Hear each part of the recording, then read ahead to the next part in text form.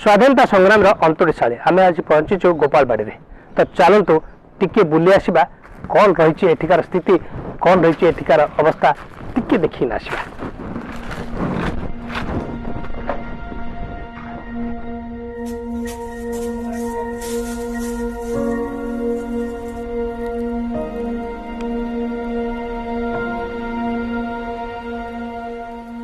जराजीर्ण अवस्था स्वाधीनता संग्रामी एंतुड़ीशाल दिने स्वाधीनता संग्रामी कार्यालय पलटिथिबा एही स्थान आज अवहेलित अलोड़ा।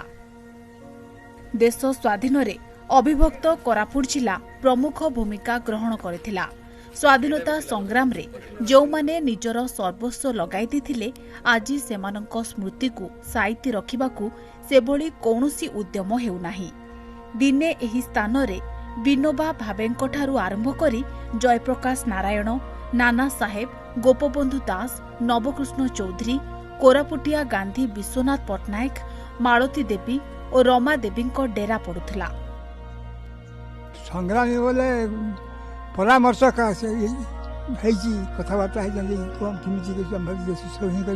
लोक मान कौ बाटे ने स्वाधीनता पाई कम लगे पार सेगुड़ा सब जन्म सूता कटा आरंभ कर ढुंकी कुटा टुंचा चाउल आरंभ कर सब रकम जो गुड़ा आम कर हाथ में बड़ बड़ लोक आसिकी भुवनेश्वर से मलकानगिरी कोरापुटर लोक आसिकी सब देखुला भांगी सब गला के देखा आसुना कौन करूना जगवा दुई जन को पठाई। रायगड़ा जिला कलोनरा ब्लॉक अंतर्गत गोपालबाड़ी जेउठारे रहिछि स्वाधीनता एवं भूदान आंदोलनर स्मारकी।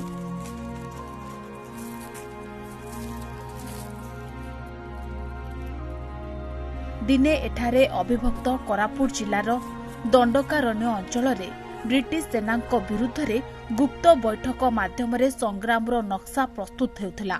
तासह कुटी खाओ काटी पिंध नारा को साकार करिबा पई अरटरे सूता प्रस्तुति सह लुगा तैयारी करी स्वाधीनता संग्रामी मानंक पई पठा जाउथिला।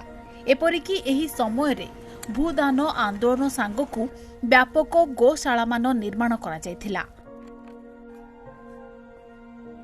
रक्षणाबेक्षण अभावरू अनेक मूल्यवान सामग्री जहाँकि इतिहासर मुक साक्षी भावे दंडायमान आज सेगुड़िक माटी रे मिसिबाकू बसिलानी।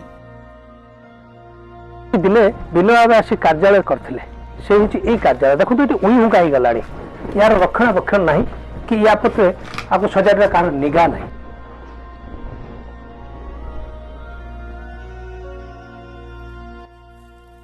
कदिमंडल हेलार से लुगा बुणी आराम है सब 60-70 लोक आणला आनिक लुगा सूता काटिकी लुगा बतरे तापे से मंडा कर दे लुगा बुणुला सेमिति आउटा कदिमंडल भितर को बड़ बड़ नेता माने आसिकी मीटिंग भी हेउतिला। दिन थिला जोंथिपाई एही गोपालबाड़ी सारा राज्य रे स्वाधीनता संग्रामी एंतुड़ीशाल भावे बेस परिचित थिला। आज स्थानीय लोके मध्य भूलिबाकू बसिलेनी एही स्मारकीर ऐतिहासिक गाथा। ब्रिटिश सरकार विरुद्ध रे जो गुप्त बैठक आम एरिया रे एटी रायगड़ा एबे तो वर्तमान रायगड़ा जिला गोपालबाड़ी एटा दुंदुल पंचायत ए गुप्त बैठक पुणे आम अजा अमल कहते जे ये बहुत पुरातन लोक आसते सब ये कौन आम जिनस एमती होता ये ब्रिटिश शासन ब्रिटिश सरकार विरुद्ध रे लड़ाई होता ये योजना तैयार होता बोली आर पुनरुद्धार कले आम चिरप्रकृत हबू सार समस्त लोक।